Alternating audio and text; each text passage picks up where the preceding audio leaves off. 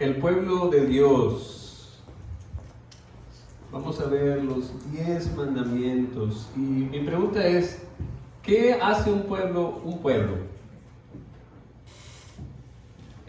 La respuesta es la Constitución, las leyes, es donde se dan los derechos, las obligaciones, las garantías, y describe qué es lo importante para ese pueblo. Las leyes de un pueblo describen mucho acerca de su identidad. Por ejemplo, ¿usted sabía que hay una ley en Detroit, en Michigan, que está prohibido aventar pulpos? ¿Quién de ustedes ha aventado un pulpo? Está prohibido, no lo voy a hacer. Está prohibido en Detroit. ¿Por qué hay una ley? ¿Por qué cree usted que hay una ley que prohíbe aventar pulpos? ¿Por qué piensan?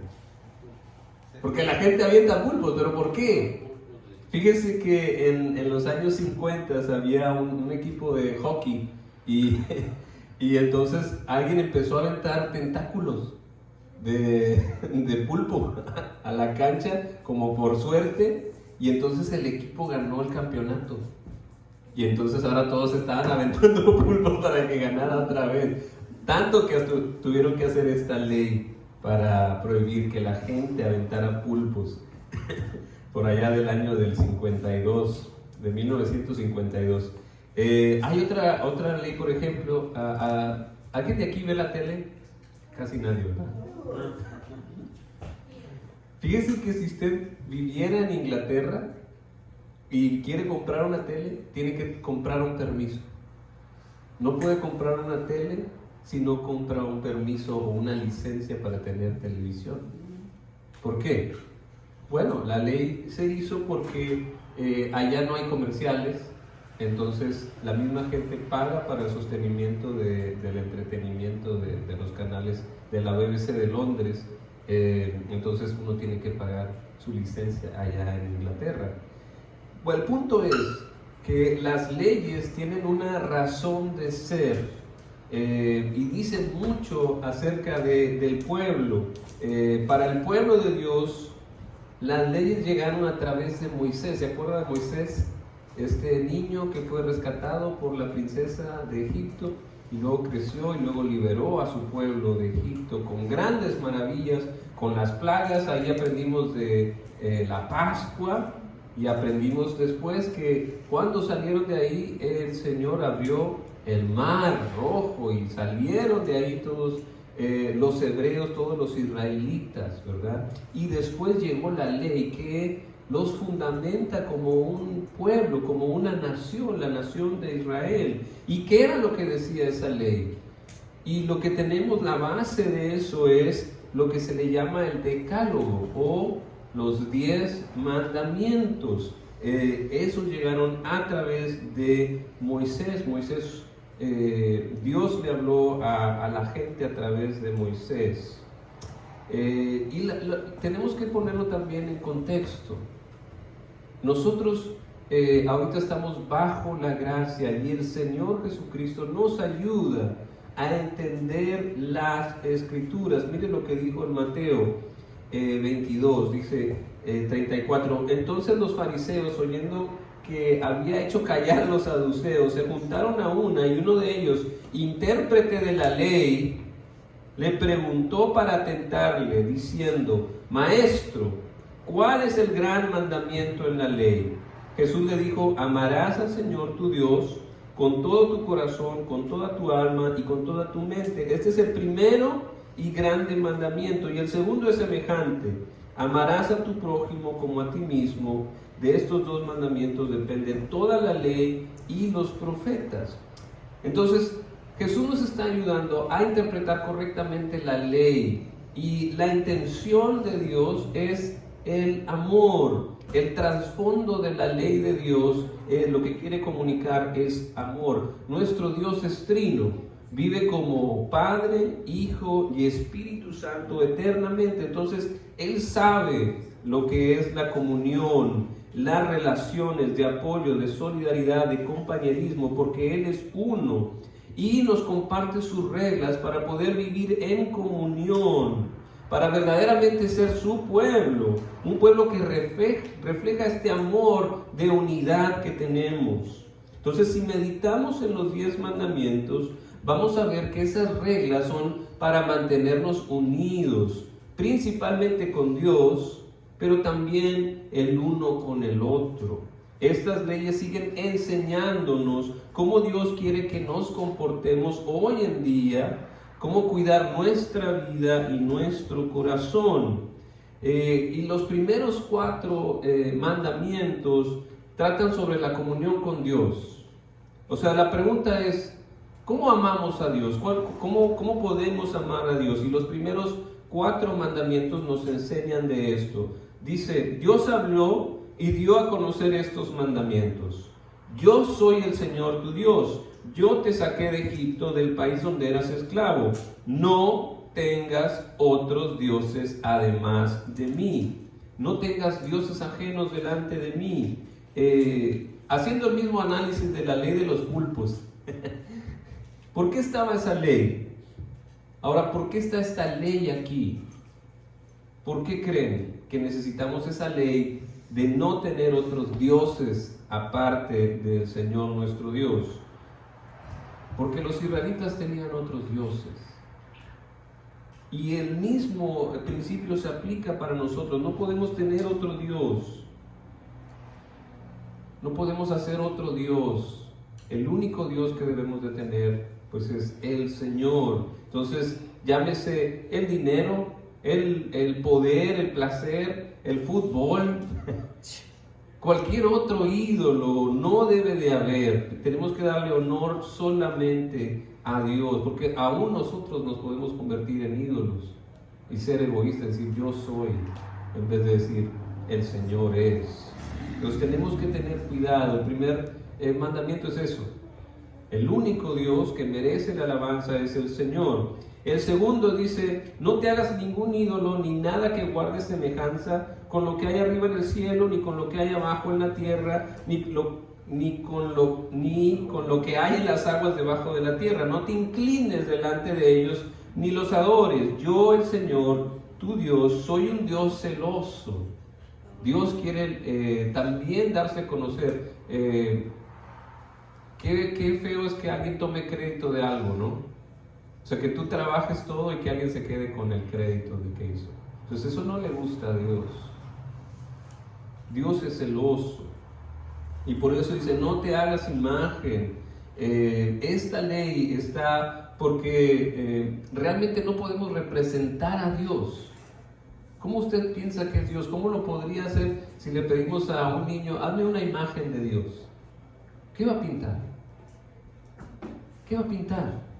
No podemos con una pintura, con una escultura, no podemos. Nuestro Dios es infinito, es eterno, vive como 3, es invisible, es todopoderoso. ¿Cómo lo vamos a representar? No se puede. Entonces dice, no lo hagas, ni lo intentes.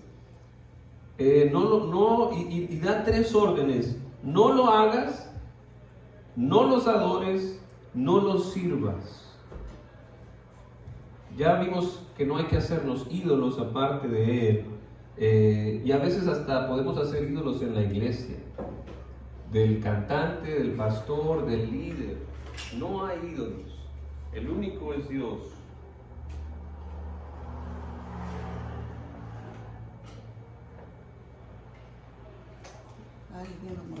Se me acabó la batería. Justo a tiempo. Tengo otras. Ay, qué pena. Ya estamos, de regreso. Perdón. Decía, 3 órdenes en este mandamiento. No lo hagas, no los adores, no los sirvas. No los sirvas. A veces servimos más a los ídolos.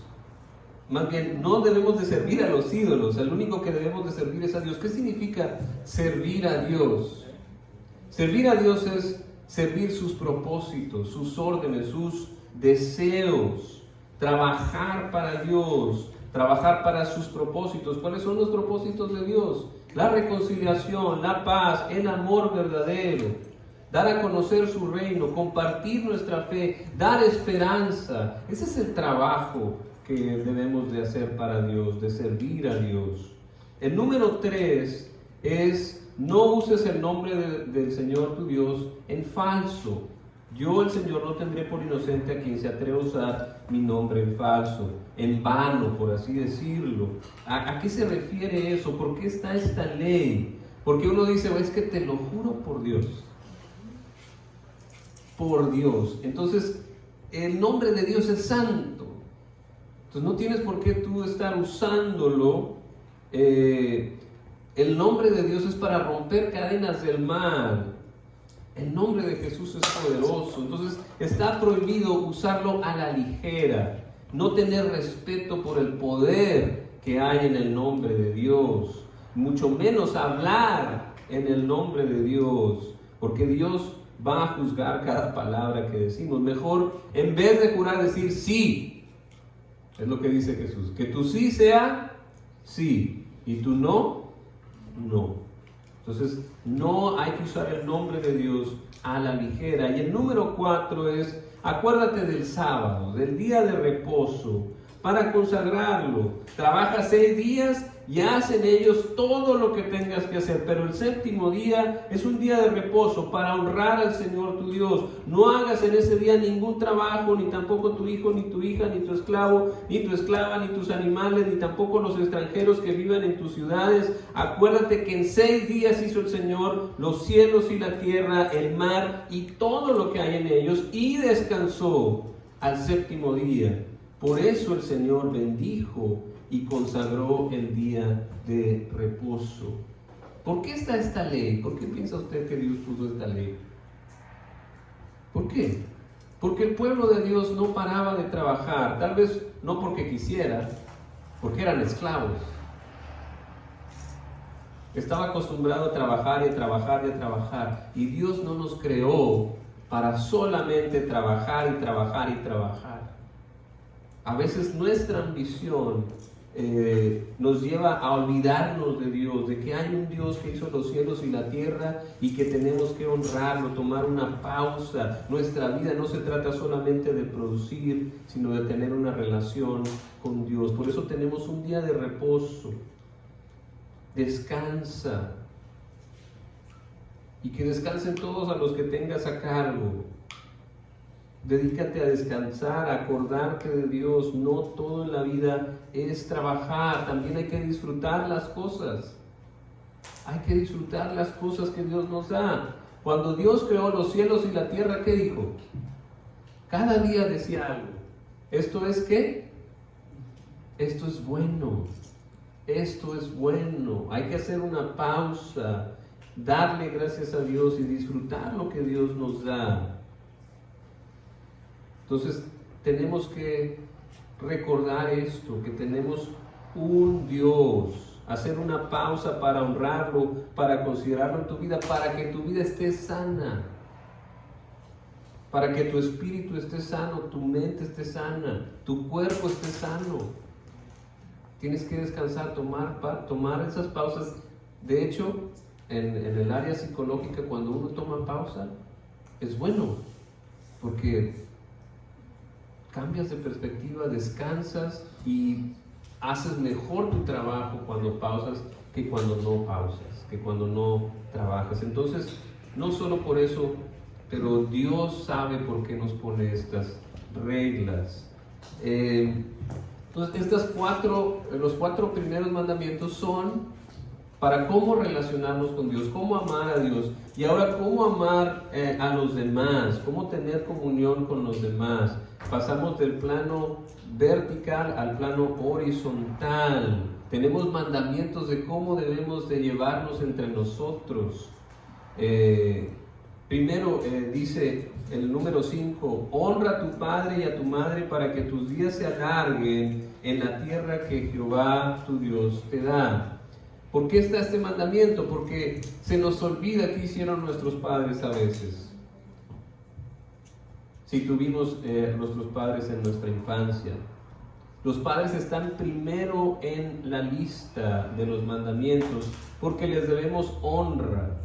Eso significa que si tus padres necesitan ayuda, no los puedes ignorar. Los tienes que considerar. Tenemos que hacer un acuerdo, adoptar una actitud de colaboración en vez de una actitud de problemas entre generaciones, de ver a la generación anterior y a la generación que sigue como parte de nosotros y no amenazarla, no ignorarla. Honrar a nuestros padres va a traer bendición a nosotros y a todos, a todas las generaciones, porque vamos a disfrutar lo que Dios nos da. Es una manera en que Dios nos ofrece dar una unidad familiar. El pueblo de Dios busca tener familias unidas. Entonces, honra a tu padre y a tu madre. Número 6, no mates. ¿Será necesario este mandamiento? Yo diría que sí, ¿verdad? Amen a sus enemigos y oren por quienes los persiguen. Pongan la otra mejilla, guarda tu espada, perdónalos porque no saben lo que hacen. Jesús no quiere que nadie perezca. Dios no quiere que nadie perezca. A Dios no le da alegría que alguien se muera. Él quiere que todos vengan a la salvación. No matarás, nos dice que la vida es sagrada. Dios es el que la da y Dios es el único que la puede quitar. Es el único que tiene ese derecho. Pero Jesús va más allá. Jesús dice, ni siquiera insultes a tu hermano o a tu hermana. Ni siquiera eso. Porque de ahí puede crecer la cosa. Dios quiere que estemos bien del corazón, que ni siquiera tengamos esa intención de dañar a nuestro prójimo. No matarás. Número 7, no cometas adulterio. ¿Por qué este mandamiento? Porque el matrimonio y el sexo son sagrados. Están reservados para una relación comprometida entre un hombre y una mujer, para encontrar la plenitud. El hombre no se sintió solo después de encontrar a Eva. Dios sabe las dimensiones de lo que se comparte en las relaciones sexuales y por eso pone un cerco alrededor que es el matrimonio, para cuidarnos unos de los otros, porque la relación se comparte mucho y por eso tiene que ser cuidada. Tiene que haber un voto, una promesa por lo menos. El pueblo de Dios respeta el plan de Dios y la vida familiar, porque cuando nos cuidamos con el matrimonio, Dios quiere que nuestras relaciones de pareja sean plenas, que podemos disfrutar de lo que Dios nos ha dado, en la profundidad que podemos tener en las relaciones. Pero si decidimos no seguir los mandamientos de Dios, las consecuencias van a ser dolorosas. Temor, desconfianza, explotación, control, esclavitud, soledad, destrucción familiar, falta de guía para los hijos, traiciones, pérdidas, adicciones, idolatrías, profanidad, impureza, separaciones. Dios no quiere nada de eso para nosotros. Dios quiere cuidarnos y por eso nos dice, tenemos que cuidarnos con el matrimonio. No adulterar, no traicionar a nuestra pareja, sino serles fieles, así como Dios es fiel. No robes. ¿Será necesario este mandamiento también? ¿Qué es robar? Robar es quitarle a alguien que no es nuestro, quitar algo que no es nuestro, tomar algo que no nos pertenece. ¿Sí?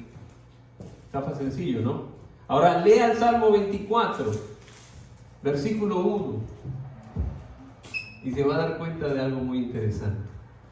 ¿Sabe qué dice el Salmo 24, versículo 1?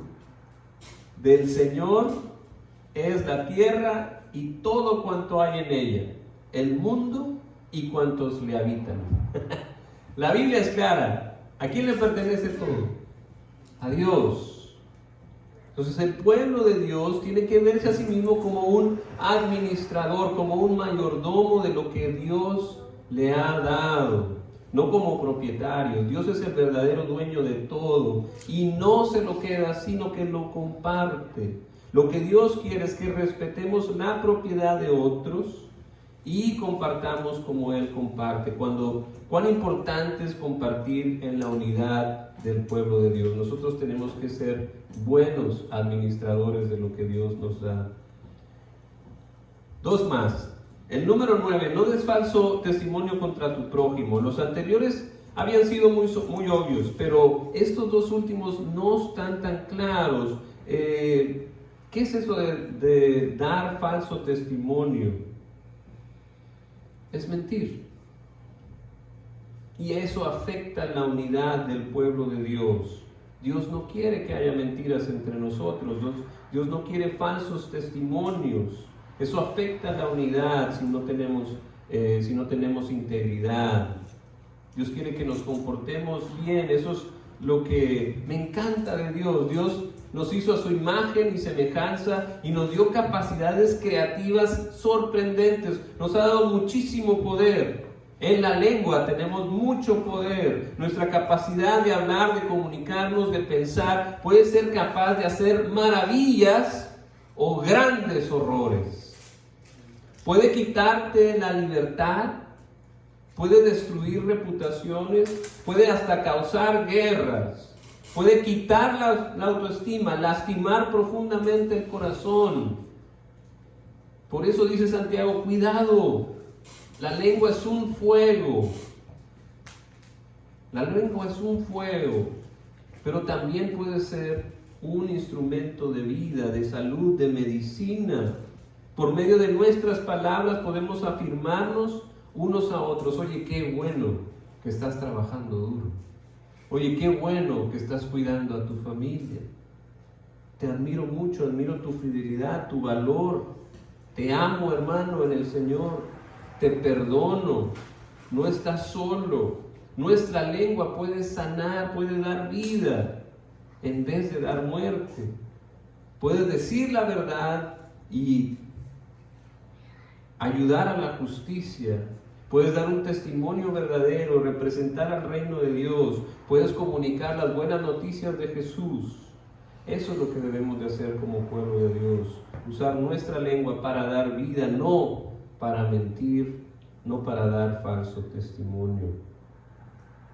Último, este está interesante. No codicies la casa de tu prójimo. No codicies la mujer de tu prójimo. Ni su siervo, ni su criada, ni su buey, ni su asno, ni cosa alguna de tu prójimo. ¿Por qué será necesario? ¿Usted ha visto que alguien vaya a la cárcel por sentir envidia? No, ¿verdad? Pero Dios nos dice que no codiciemos, que no seamos envidiosos. A Dios le importa lo que hay en tu cabeza, le importa lo que hay en tu corazón. Dios quiere que seamos puros y que también seamos libres de esto. ¿Y sabe cuál es la manera de liberarse de la envidia y de la codicia? Darle gracias a Dios por cómo te ha bendecido. Darle gracias a Dios de que el Señor te ha dado eso, te ha bendecido, y así podemos librarnos de las envidias. Por eso no debemos de envidiar, no debemos de codiciar nada de nuestro prójimo. Estos 10 mandamientos hablan mucho de la identidad del pueblo de Dios. Y hoy vivimos bajo la gracia, no bajo la ley. Pero estas leyes nos enseñan sobre la identidad que tenemos como pueblo de Dios. El amor, como dice Jesús, es lo más importante, es lo que está detrás de la ley de Dios. No es tanto que Dios quiera habitarnos o darnos límites, sino más bien nos protege. Es como en el fútbol, siempre lo digo, la ley, imagínense un fútbol sin reglas. Pareciera que va a ser más libre, pero en realidad va a ser que todos nos peleemos. pero las reglas nos ayudan a vivir como se debe de vivir, a jugar el fútbol como se debe jugar. Así es Dios. Dios quiere lo mejor y por eso nos da reglas para que vivamos bien en la familia, como esposos, como gente del pueblo de Dios. Recordemos esto y pongamos en práctica sus mandamientos y representemos bien al pueblo de Dios, representando a este Dios que vive como tres y que vive como uno. Reflejemos ese amor, esa unidad como pueblo de Dios. Amén. Amén. Muy bien, vamos a